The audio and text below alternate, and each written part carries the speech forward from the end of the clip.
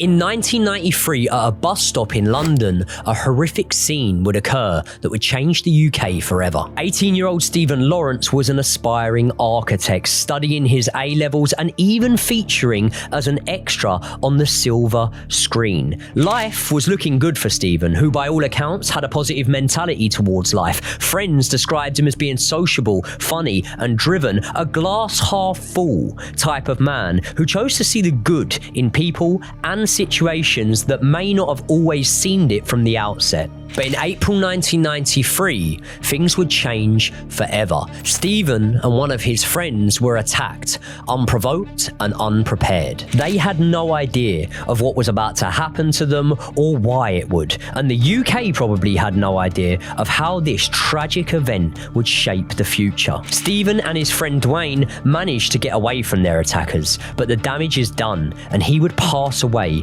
at just 18 years old before his life had even truly started. And what would follow this event would anger the public nearly as much as the event itself. A botched investigation, a failed prosecution, and a shocking inquiry, and an 18-year wait for any kind of justice to eventually been served. This is the murder of Stephen Lawrence.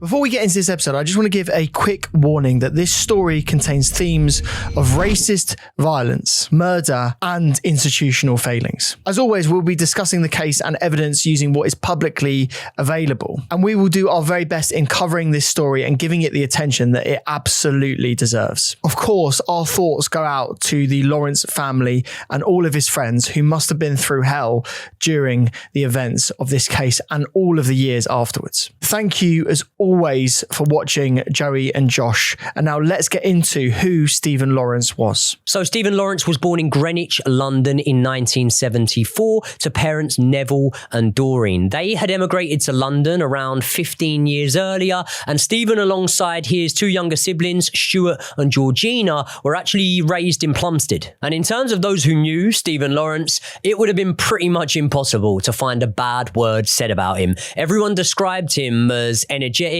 enthusiastic, very loving towards family and friends, and everyone described Stephen as a real go-getter. He had a very diverse group of friends that consisted of people from all walks of life and all backgrounds. He was just a really good bloke. He was ambitious. He didn't do anything by half measures, and from everything I could see, I would say that he probably had an old head on young shoulders. He was wise for his age. I say this because there are many accounts of him being a calming presence on people who would often step in and try and defuse and de-escalate certain situations. And I speak about this specifically because there was a lot of drama and tension going around London at the time that Stephen was growing up. Racism was rife, and Stephen definitely would have encountered this, but he had such a positive trait of not actually letting this change his perspectives on life and the way that he dealt with people. And when I speak about the racism that Stephen would have grown up around, unfortunately, I'm not just speaking about verbal incidents or mistreatment.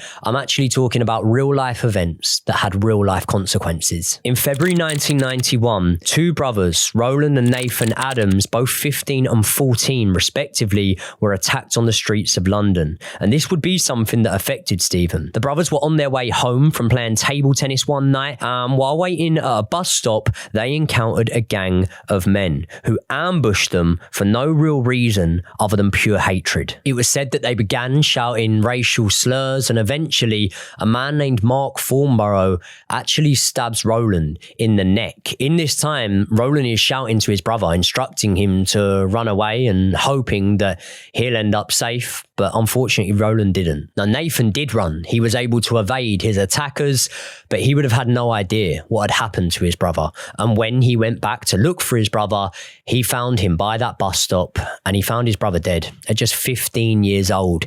Such an awful way for a life to come to an end. And not only was the incident shocking, it was the way that the police handled it. It felt like they just wanted to move on from this as quick as they possibly could. They even refused, despite the nature nature of the attack. Despite the fact that the guys were shouting racial slurs, they refused to rule this as a race-related crime. And instead, they were calling it a case of bullying, which I think we can all agree here is massively brushing over the truth. Roland Adams was no criminal, no gang member. He was a 15-year-old schoolboy that had been out playing table tennis. But instead of showing sympathy towards the heartbreaking situation, many felt like the police treated his family as if he were those things. They had death threats. The police told the grieving family to move from the home, and this event, with many others, would serve as a boiling point for tension along the streets of England's capital. And the reason I speak about this situation is not purely because it was a ominous prelude, in a way, to what actually happened to Stephen, but because Roland was actually a friend of Stephen's. It's not known how well they knew each other, but it was known that they were from neighbouring areas. They were the exact same age at the time, and many people felt like the police response and the investigation into Roland's murder was pretty much pathetic, with only one man from the group that attacked the brothers actually being sent to prison. This was something that caused major talking points, eventually hopefully made major changes, but in the interim, it was something that many people of many different communities felt was awful, and that's why there were actually protests on the streets of London over this. Protests that Stephen Lawrence attended, and protests that his mother had been really worried for him attending because she feared that there would be more violence there, but nevertheless, Stephen felt that it was appropriate to go to and show his support. The following year, there'd be another racially motivated murder, and this time it was 16-year-old Rohit Dugel. Now, this wasn't a friend of Stephen's, as far as I know, but Stephen would have heard and known about this incident. The boy was his age, and it actually took place right near the bus stop where Stephen's life would eventually end. The event was similar to the other attacks, and a judge in court had to repeatedly tell the man who did it to stop using racial slurs in the courtroom. A clear sign that no remorse was felt. And again, this is where I have to really pay credit to Stephen's character, because I've shown you a picture of an environment that's not safe, an environment where people are targeted because of their heritage. And I think it would be very, very easy to be able to become a lot less trusting in people, to not want to engage with people who held different views and lived different lives to yourself. But that just wasn't in Stephen's character. As I say, he always saw the best in people and chose to look at things from a much more positive point of view. And he was a grafter. He had a job in McDonald's, and as well as that, he had a bit of a side hustle where he would basically sell baseball caps, sneakers, things like that. He was into his fashion. Not only that, I've mentioned the silver screen, where he was an extra in a movie that starred, guess who, Josh? Go on. Denzel Washington. That's a big movie. That is a big movie. I don't know if Stephen ever had the chance to meet and converse with Denzel Washington, but I hope he did, because he's a legend. He was an athlete, a really good runner in particular, and the best way I've seen anyone describe Stephen was as a leader and not a follower. And again, you have to give someone credit here, because at this time, it would have probably been easier to be a follower in certain situations rather than having your own beliefs that you were willing to stand firmly on. Stephen was a couple of years older than his younger brother Stuart, and he was actually 8 years older than his younger sister Georgina. And you would imagine, from family values but also understanding the environment at the time, this was one of the reasons why Stephen used to go and pick Georgina up from school. He would walk through London with his sister after school, making sure that she got home fine. He had a dream, as discussed, of becoming an architect, and this wasn't just a pipe dream. This was something that he was actively moving towards, completing a work placement at Arthur Timothy's architectural firm. And on the night of the 22nd of April 1993,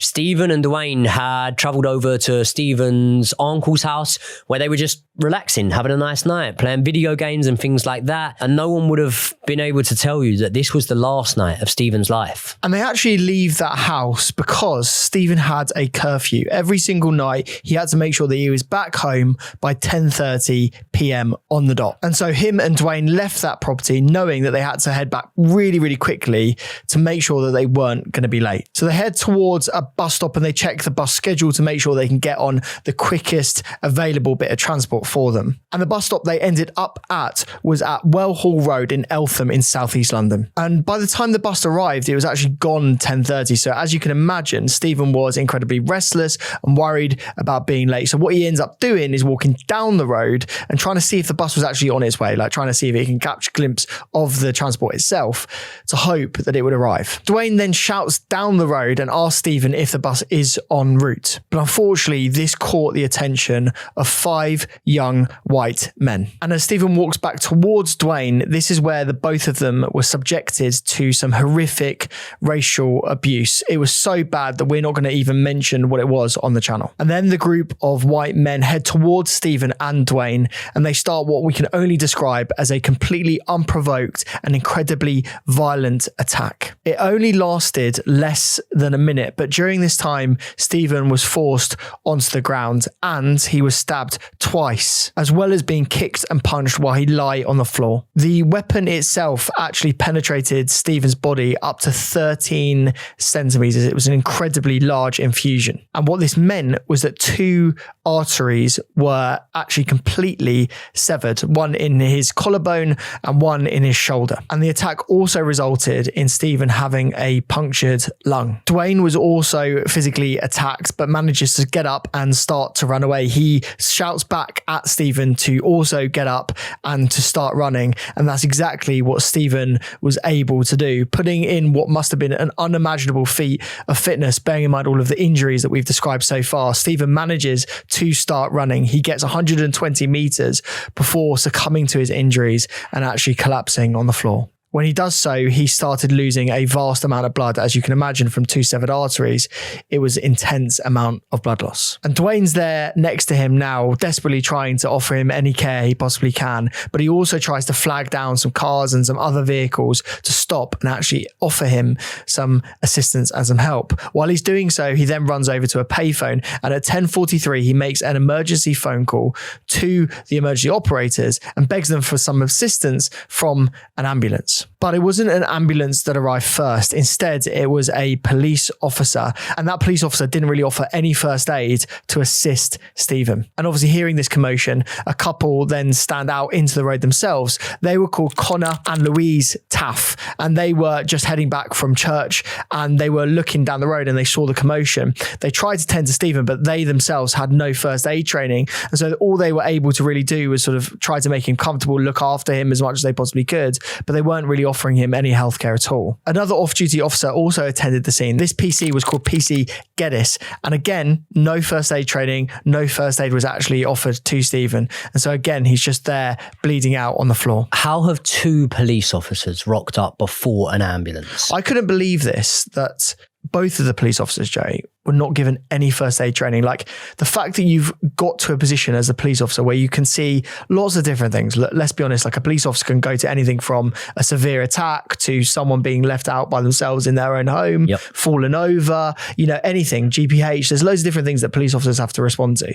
The fact that they didn't have any first aid training, again, this is a long time ago, but you hope that this has changed, is a disgrace. And the fact that they didn't initially look at this and understand what they were even seeing here really does show that there were a lot of underlying problems within the police force at the time. Exactly that. And the ambulance didn't actually arrive until 10:55 p.m. And during that time, Stephen had lost so much blood, he was in a very severe condition. He gets into the ambulance, they drop him off at the hospital, but before he was even dropped at the hospital, he was pronounced dead. Being on the streets of London as well, it's not like they were in a secluded place in the middle of the countryside where maybe you could give a bit more grace for an ambulance taking quite a while after getting there. It's a joke. There's ambulances and police around every corner, it feels like, in London. And definitely they're able to blue light it and get there quick. So, yeah, the whole thing was just handled awfully. It really was. And look, this is a complete life and death situation. I'm sure Dwayne communicated that on the phone call that he made.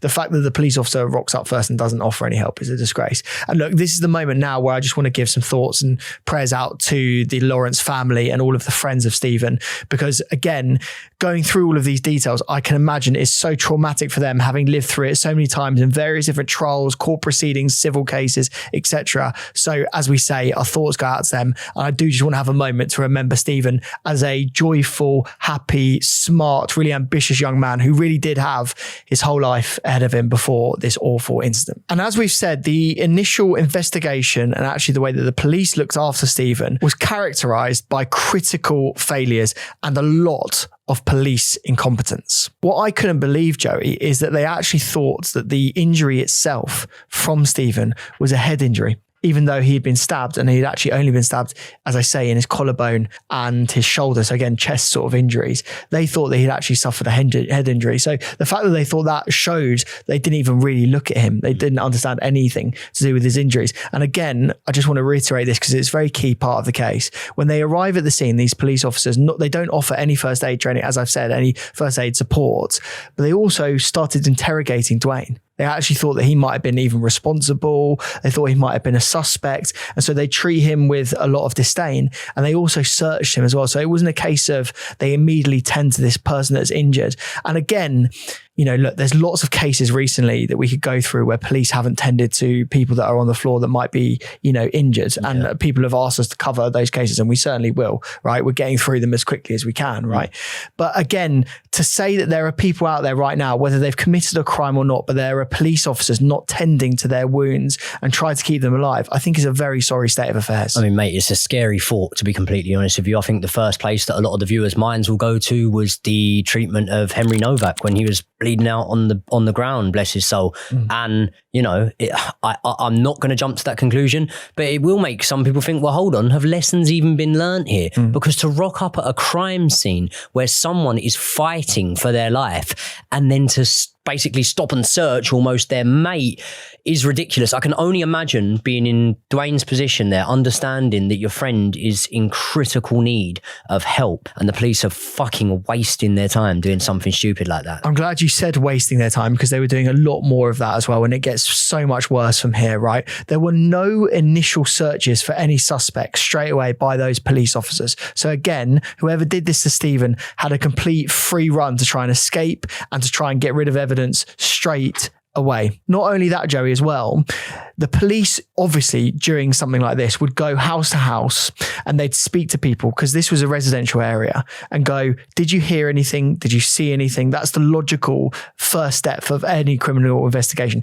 especially when we're talking about a murder, which is this most certainly was. Now, did you know that they didn't actually do any house-to-house searches? And do you know the reason why they didn't do that? No, why? So they said that it was late at night and they were worried that people would be sleeping and they didn't want to wake them up. And therefore, they didn't conduct any house-to-house searches that night.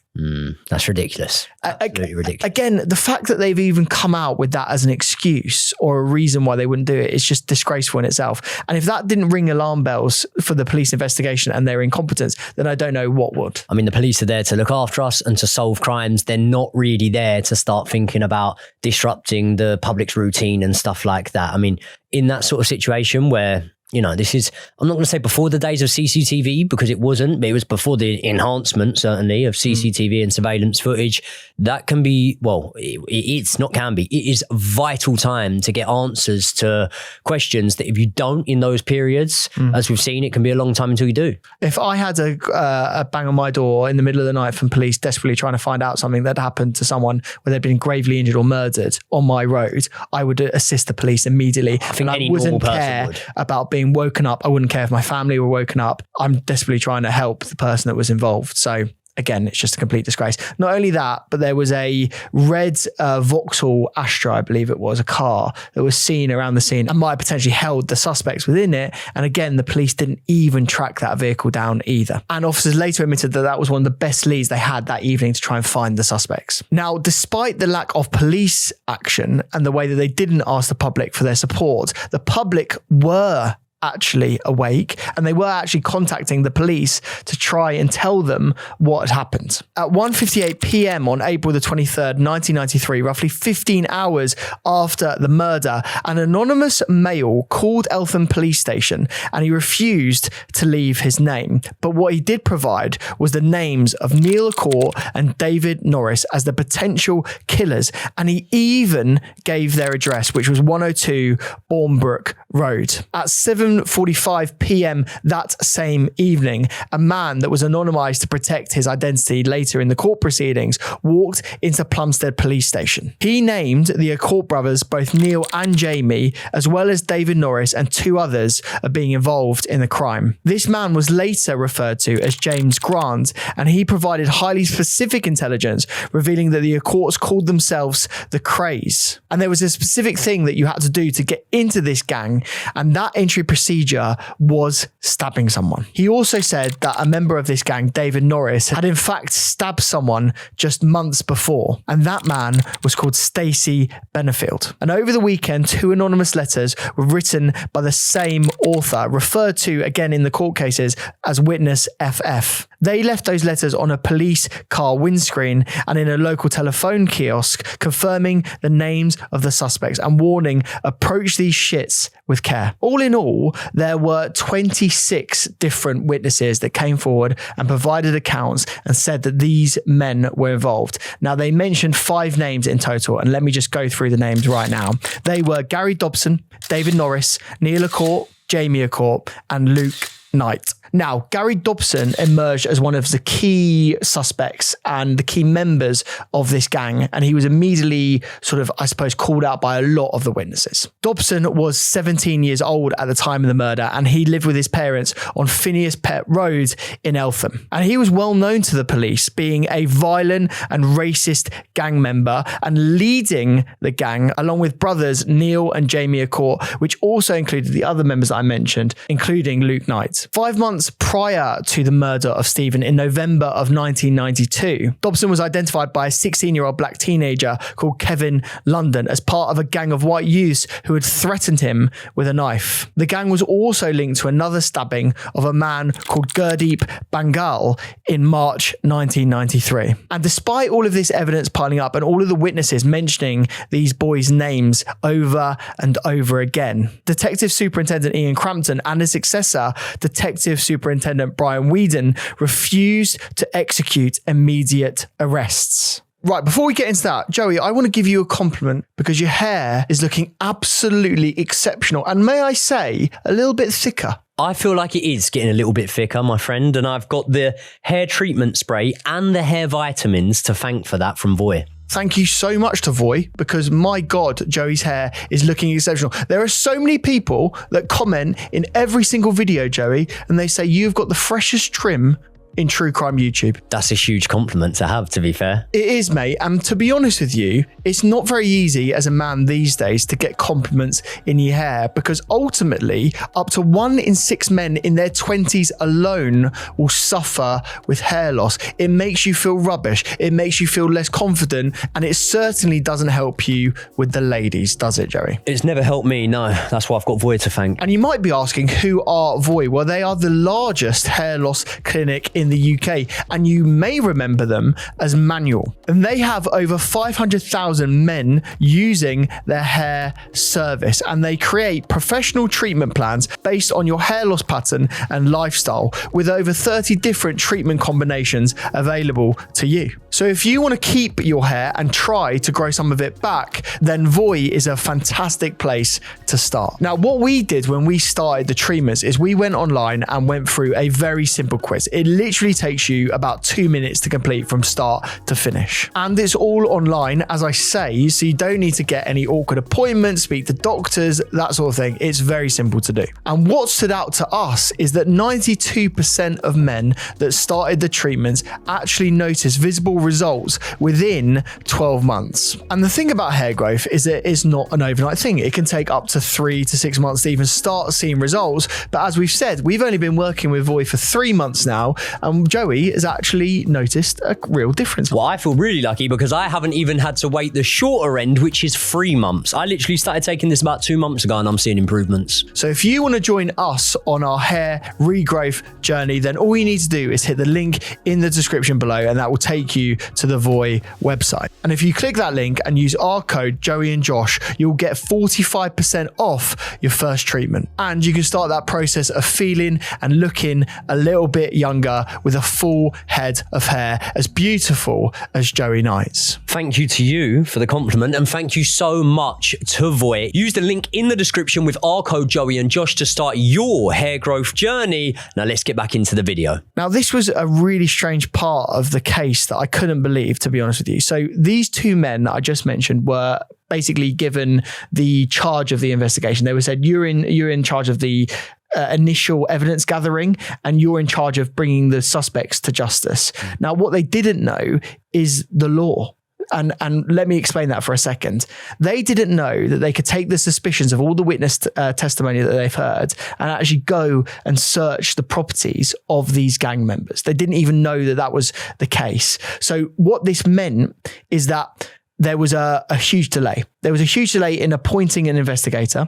There was a huge delay then because there was another investigator that was brought in because the first was so busy. And again, the fact that this person took on the job, took on additional pay for doing additional work and then didn't do it is just a disgrace in itself. And then, as I say, there are several moments where days and days and days go past. So what this meant, all in all, is that the first 2 weeks of the investigation, pretty much nothing happened. So there was no evidence gathering, there was no searches, nothing went on at all. And what this meant is that a vast amount of evidence was immediately destroyed, removed, washed. And so there was a very little amount of forensic evidence that was actually drawn from the initial investigation. That time frame shocking, especially when you're talking, you've read me out some of the crimes and some of the backgrounds of these men. These aren't people that have spontaneously decided to launch an attack. This is a gang of men that are going out and looking to do exactly that, and therefore probably men that are quite well acquainted in getting rid of evidence and destroying any evidence that links them to a lot of their crimes. Yeah, and to be honest with you, I can't believe this. It just keeps getting worse and worse, really, when you think about this, because then there was the surveillance operation. So basically, these investigators, they didn't go in and actually subpoena evidence and investigate the properties. What they did is they sat outside and they surveilled the properties. Now, we're going back to 1993. Mobile phones are in their infancy. The amount of communication was really bad. They actually had a police database at this time that they used, which was computer-based. But again, a lot of the police officers, I've heard up to 50% of them, couldn't even operate this database. So the technology is really bad. Well, it's wasted on them. They can't. Like, you can't even log into the computer. So there's no evidential stuff going on there. So there was this surveillance operation. It goes on outside of some of the gang members' houses. And what they find is that there was a bin bag that was removed, a very large bin bag full of clothes, it looked like, being removed from one of the properties and sent to another location. Two huge failings. One, this wasn't immediately reported. And the second was that it was never traced, that bag was never found. So again, what is alleged and what we believe to have happened is that this was clothing from the actual crime scene itself that was destroyed of. So again, just a huge moment in gathering evidence of this case. And we'll go on to the court case in a second, but the lack of evidence was a huge theme in that. So another massive police failure. You got to remember as well, this isn't at a time when DNA testing is massively advanced like it is today, meaning if you're looking for specks of blood and stuff like that, fibers that may be completely invisible to the untrained eye, then it's very, very hard. You're more looking at blood-stained clothes and stuff like that to be able to bring in. And of course, the picture you're painting is a time frame and a window where there's just so many opportunities because of the police failings to get rid of anything like that. Yeah, we're talking about evidence that would need to be visible to the naked eye. Yeah. So you need to be able to see, as you say, blood splatter, fibers, that sort of thing. You have to physically be able to see that. Clothing, things like that, signs of a struggle potentially. Not, a bit of clothing that may have rubbed with another bit of clothing that you could test and take into a lab, but you wouldn't see on the untrained eye because we're not at a time at this point in the story where you could even do stuff like that. Yeah. So as you can imagine, Stephen's family and most particularly his parents were absolutely furious about the way that the Met Police were operating this case. They felt that there was institutional racism in the Met Police, which was later found to be true, by the way. And they found that they weren't really, going on the leads that they absolutely should have done. And they said publicly that that was because of the colour of Stephen's skin. So on May the 6th, 1993, 2 weeks after the murder, Stephen's parents met with Nelson Mandela in his suite suite at the Athenaeum Hotel in Piccadilly. Mandela was the president at the time of the African National Congress and was visiting London. He met with the grieving parents for 25 minutes. He heard their story, listened to their trauma, and compared the racial climate in the UK to apartheid South Africa. He famously stated to the international press after this meeting that the Lawrence's tragedy is our tragedy, and it showed where black lives are cheap. Doreen Lawrence, Stephen's mother, actually described Mandela's compassion and how well he operated and listened to their story and how much he felt for them as parents. And she said to the press that why is it a leader from a foreign country shows us sympathy when our own government has expressed no interest at all. Now, this meeting with Nelson Mandela did spark action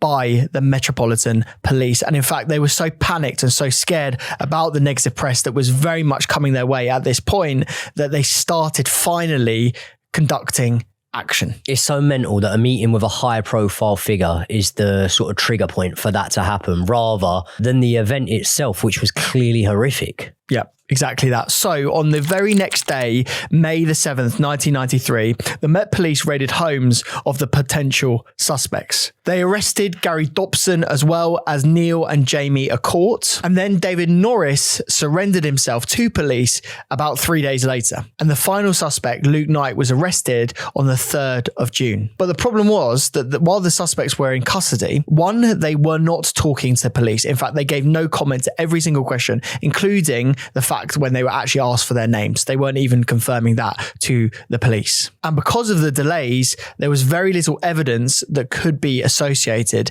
with the suspects. Neil Accourt and Luke Knight were only charged with the murder after Dwayne Brooks picked them out of identity parades. But then we go to the 29th of July, 1993. And this is where the Crown Prosecution Service actually cease the criminal proceedings against the suspects in the Stephen Lawrence case. They ruled that Brooks's identification evidence was structurally compromised and insufficient to secure a conviction. So what this effectively meant was that the state were unwilling to go and take these suspects to a criminal trial. And then in November 1993, the Met Police conducted the first of a structured internal review of how they went about conducting all of the evidential gathering and initial policing and initial investigation in this case. Detective Chief Superintendent John Baker proceeded over this case and defended the botched investigation, concluding that all lines of inquiry had been correctly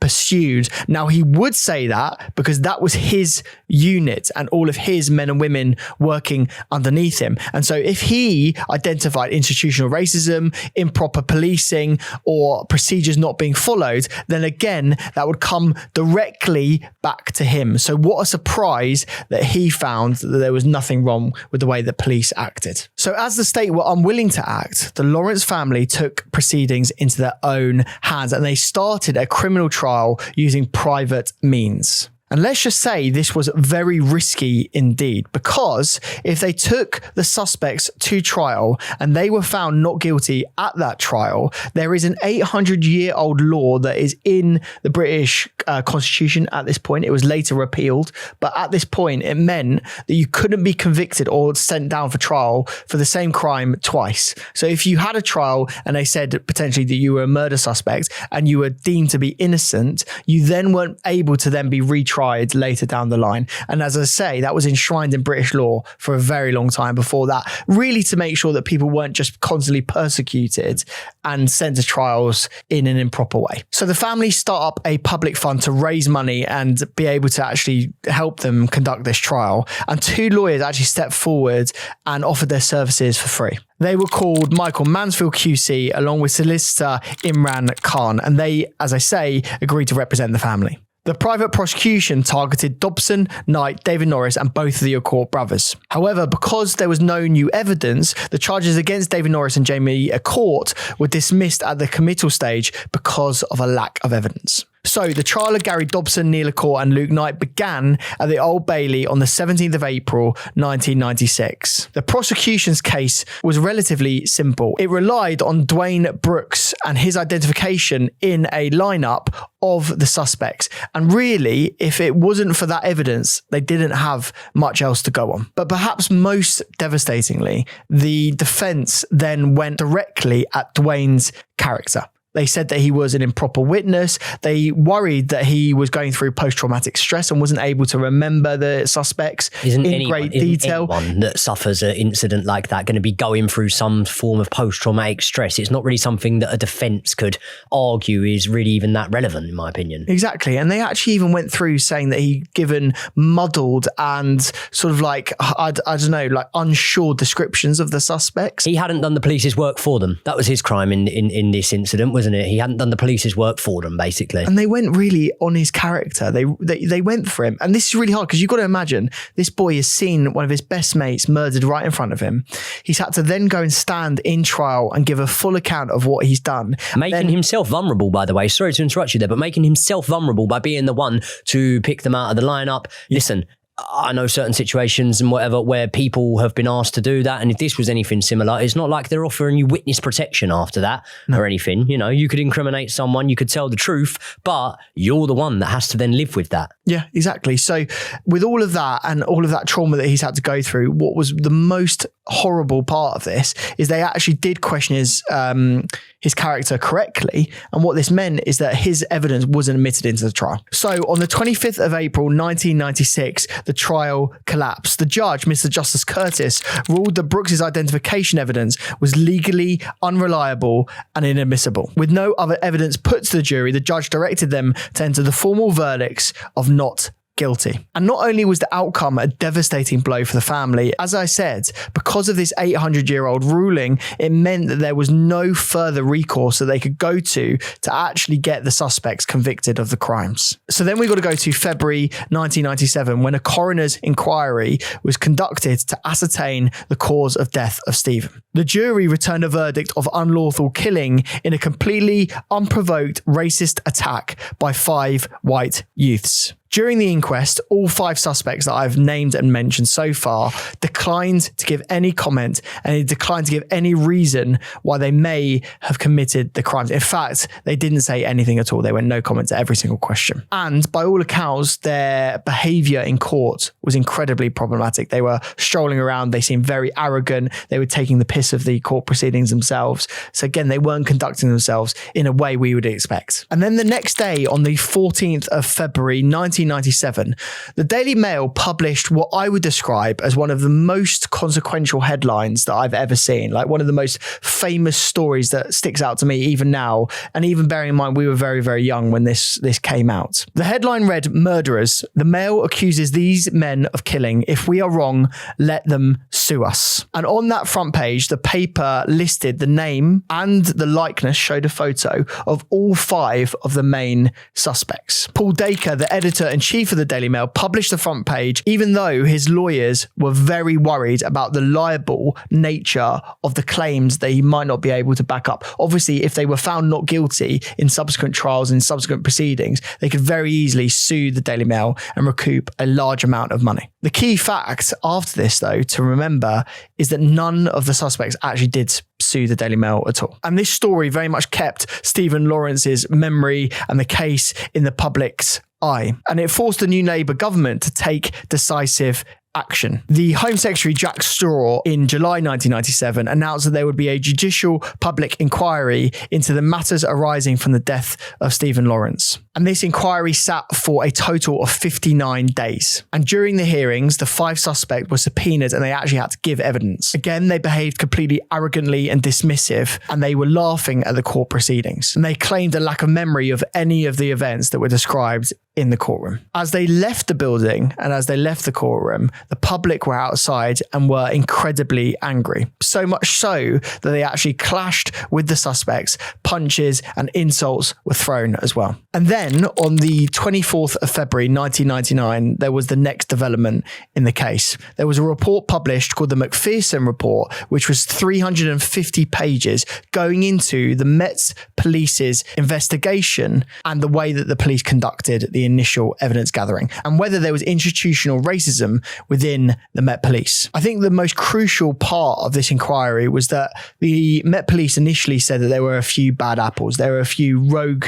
police officers that were either incompetent or they did have, some racist tendencies and beliefs. Now, the Macpherson report said that this wasn't just the case. It wasn't just a case of a few bad apples, and there was institutional racism within the Met Police. Is that in terms of how the police are being taught to deal with situations, or at least encouraged in certain situations? I think arguably yes, but I think more so than anything, it's a belief that there was a widespread feeling of racism, racial profiling, and the way that police dealt with minority communities in and around London that was improper and I would say potentially, litigious. It was awful the way that the police were behaving and they were doing this in an improper way. I think you need to look at, or only need to look, I should say, at some of the racially related attacks that had occurred just prior to Stephen Lawrence's murder.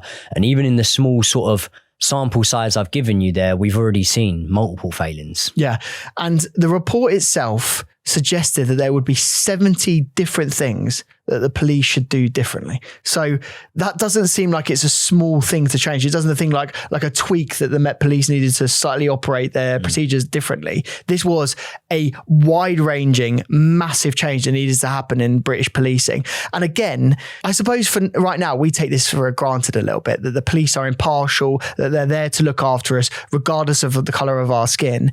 And the fact of the matter is, most certainly then, and perhaps even now, the police don't do that. Yep. So some of those recommendations included extending the Race Relations Act to remove legal immunity from individual police officers, then to implement strict monitoring of police stop and search practices to make sure they were fair for all people, recommending that the rule against double jeopardy to be abolished in murder cases to allow retrial if fresh and viable compelling evidence emerged. And this was the key fact in the Stephen Lawrence case, because there was no further action that was able to go after the private criminal proceedings. But it wasn't until 4 years after the Macpherson report when, in 2003, the UK Parliament passed the Criminal Justice Act. This formally abolished the 800-year-old rule that you weren't able to try someone for the same crime twice. And this covered various different crimes, including murder, manslaughter, and rape. And the law itself came into effect in April 2005, and it meant that retrospective cases like Stephen Lawrence's could then be reheard. Yeah, and that double jeopardy rule is really key in terms of it being abolished and being scrapped, because not only did a lot of this happen in 2005, we know already by the year of 2005 that DNA testing had evolved massively, and that actually meant that they were going to be able to run some tests through the systems, checking the DNA, and obviously if they were able to find anything, then that rule had been changed, and therefore the men would potentially be able to face justice here. But that doesn't mean that this case just got solved straight away. The police actually realised that they still had a fair amount of items that they had seized in the initial raids of the houses. Very luckily, those items hadn't have been returned or anything like that in that time, and that means that they start to forensically examine some of those items, and on one of those items they believed that they found some blood on a collar.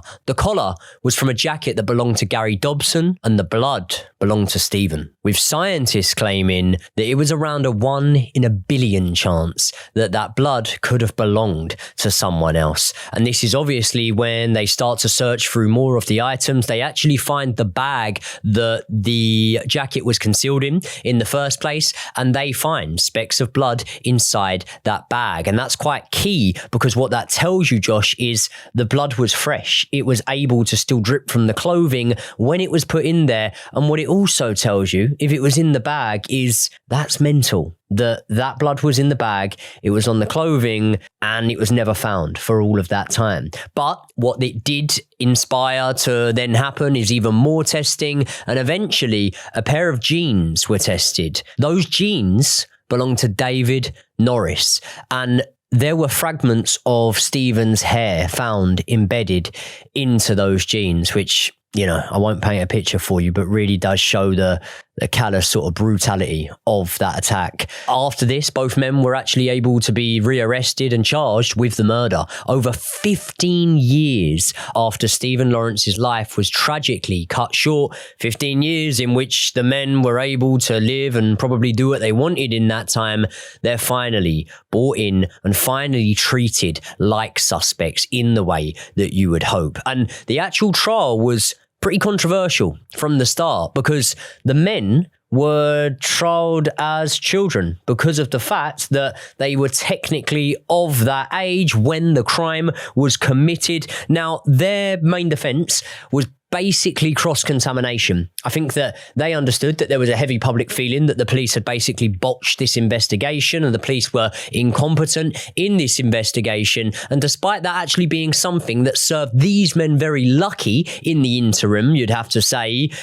they actually went for that as their main sort of defense. And they argued that, look, these police are incompetent. They don't know what they're doing. Maybe they got it there themselves. Maybe they contaminated it during the process because they didn't really care about it. So they were actually using the things that kept them out of prison against the police to try and turn it round on them and to try and ultimately cast doubt over their guilt. But the jury weren't having any of it. And after 2 days, they returned with a unanimous decision. Both men were found guilty of the murder of Stephen Lawrence. The judge described the murder as a terrible and evil crime committed for no other reason than racial hatred. Gary Dobson was given a 15-year sentence and David Norris a 14-year sentence. 14 and 15 years for murder in a cold blood. I just find it so, it's just not enough. Do you know what I find mad about it? They take into account the age they were when they considered their crimes, but they don't take into account the age that they were able to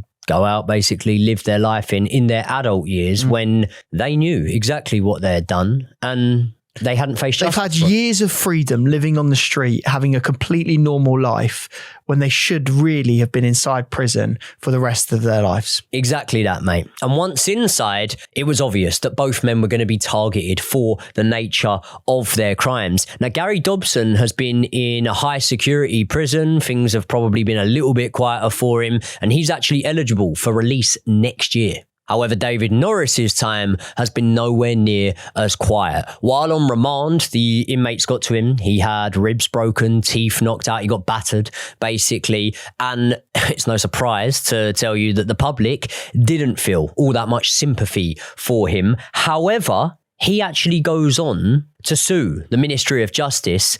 He's actually given £8,000 in damages for that attack. Absolutely ridiculous. Yeah, I know. And how he actually used that £8,000, we can't say for certain, but I would imagine that £8,000 would have helped him out during his time in prison. And that's because in September 2022, to the disgust of the Lawrence family and those that were affected by this murder, he ends up going on social media, basically messaging people on Facebook, bragging about his release that at the time he feels is upcoming, as well as sending pictures and videos over messaging apps to people. Now, the screws and the police obviously get a sniff of this, and this means that they're going to be flipping his cell, which they do immediately. However, the smartphone that was clearly used wasn't found anywhere in that cell, with the screws having a real strong suspicion that he did still have it. And in fact, once he was taken out of the cell and put through the body scanners,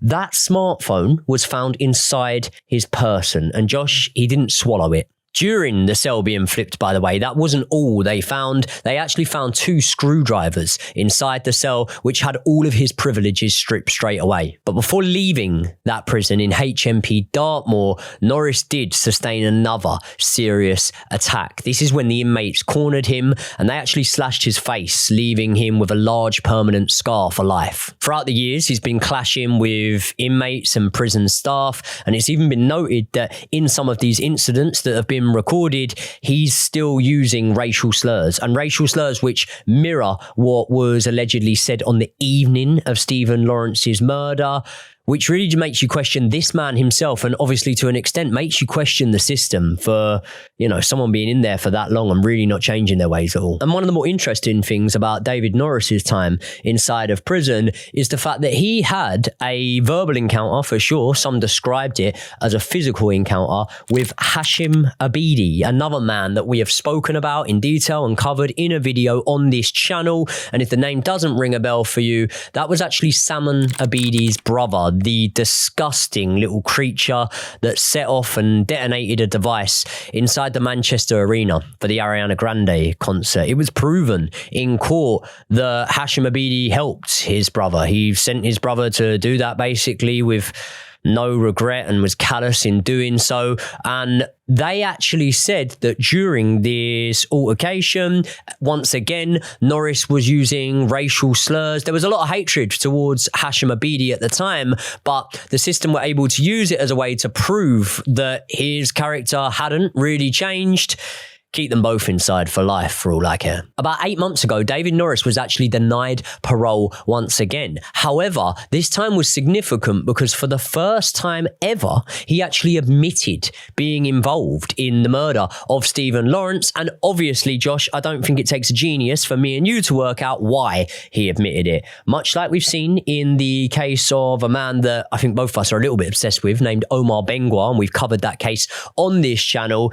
If you don't ever admit to your crime, you can't ever be deemed as being sorry for what you've done and as having reformed in a way. And therefore, a lot of prisoners, even, you know, historically, prisoners that haven't done stuff have admitted to crimes to be able to go through that process of potentially getting out of prison. This was something that David Norris did. But when I say he admitted to it, I do use that phrase loosely because he never admitted to stabbing Stephen Lawrence. He purely admitted to punching him, and he refused, even still, to name any of the other men that were involved. 3 men in Neil Accourt, Jamie Accourt, and Luke Knight have never been convicted of the murder and therefore remain free. So we know, Josh, that huge changes were needed and huge changes were made in society and the police force. But just in terms of the sentences and the punishment for the crime, do you think justice was fully served in this case? No, I mean, we've already described the lack of time that the suspects actually went through. You know, 14 and 15 years is nowhere near enough. Obviously, we've also got 3 other people that were involved in this attack that didn't face any criminal charges or any prison time as well, which is a disgrace. Not only that, I feel that there is culpability by some of the members of the Met Police, as well as some of the people that were investigating the crimes as well, that never saw, you know, justice. And it actually took a law change to be able to convict potential Met Police officers and general police officers of crimes, especially of institutional racism. You know, the fact that there were people that were inherently racist on the force, and that's why they didn't conduct their job properly, I think is a real shame and a real, you know, sort of tar of on this case, really, the fact that hasn't changed. So while I agree with you, some changes have been made, I don't think we can say, you know, with our chest that society has changed or the Met Police has inherently completely changed. And, you know, there really is still work to be done in this matter, on this case, within racism and in society. So we just hope really that work continues to go on, and all you can really do is, you know, speak about these cases, continue the memory of Stephen Lawrence, remember his family and friends, and try to talk to people as much as you possibly can that they need to, you know, conduct these actions and actually, you know, do things, you know, not just talk about it, actually enact change. And obviously there is Stephen Lawrence Day. It's on the 22nd of April. There's a charitable foundation that we'll link in the description below to both remember Stephen Lawrence, but also educate people about, you know, racism and, you know, stuff that's going on in society that that we can actively change. So hopefully, you know, that Stephen Lawrence Day, which has now been enshrined by the government, you know, it's a day that we all remember. Hopefully that does enact some change, and over time, hopefully society changes as well. But, you know, all we can do really is sort of tell the story of Stephen Lawrence and hope that it brings attention to it, which is what we said at the very start of this video. Thank you so much to all of you that made it to the end of another video. If you want to have your own blueprint on this channel, you can become a member of the channel. So many of you guys have. We appreciate it, and we hope that you appreciate that the members are having their suggestions covered in the video. So you can click a link in the description. For less than the price of a cup of coffee in London, you can get your membership. You will get videos exclusive, sometimes up to 48 hours before it's released to the public. And as well, you can have your suggestions ultimately come to life. If you found this video interesting, then another video you may well enjoy is the case of Leah Croucher, a tragic case where police failings are really at the forefront of this case once again. Thank you so much, guys, and we will see you all in the next one.